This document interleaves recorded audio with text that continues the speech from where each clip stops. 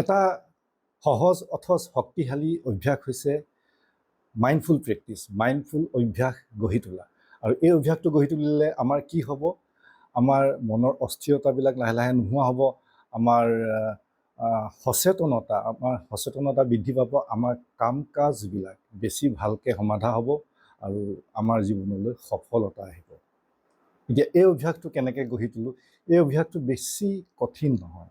আমি আগতে এবাৰ কথা পাতিছিলোঁ যে আমি ৰ'বলৈ শিকাৰ অভ্যাস গঢ়ি তোলা, এটা গভীৰ উশাহ লৈ এৰি দিয়া। দিনটোত আমি যেবাৰ ভাল লাগে, যেবাৰ ভাল লাগিছে সেইবাৰ কৰিব পাৰে, গভীৰ উশাহ ল'লে এৰি দিলে। আৰু সেনেকৈ আমাৰ এই মাইণ্ডফুল প্ৰেক্টিছটো আমি কেনেকৈ গঢ়ি তুলিব পাৰোঁ?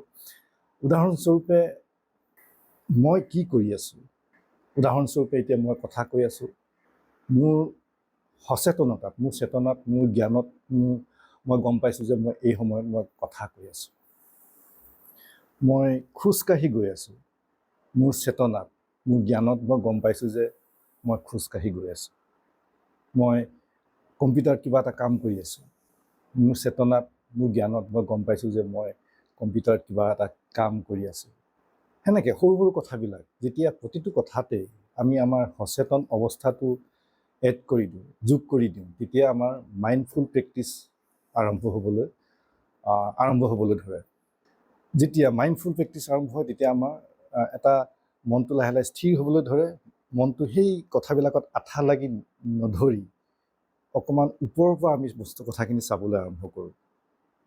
কথাখিনিৰ লগত একেবাৰে লাগি নধৰি আমি ওপৰৰ পৰা কথাখিনি চাবলৈ ধৰোঁ যে কি হৈ আছে। সেনেকৈ সেই কথাবিলাক, যেনেকৈ মই আজি কাৰোবাৰ লগত কথা পাতি আছোঁ, মোৰ জ্ঞানত আছে, মই সচেতন যে মই কাৰোবাৰ লগত কথা পাতি আছোঁ, মোৰ খং উঠিছে, মোৰ জ্ঞানত আছে, এই কথাখিনি মোৰ জ্ঞাত যে মোৰ খং উঠিছে, মোৰ ভাল লাগিছে, এই কথাখিনি মোৰ জ্ঞাত যে মোৰ ভাল লাগিছে। এনেকৈ আমি সৰু সৰু কথাবিলাকত আমাৰ মাইণ্ডফুল প্ৰেক্টিছ, মাইণ্ডফুল অভ্যাস যেতিয়া গঢ়ি তোলোঁ, তেতিয়া আমাৰ মনটো লাহে লাহে স্থিৰ হ'বলৈ আৰম্ভ কৰে, আমাৰ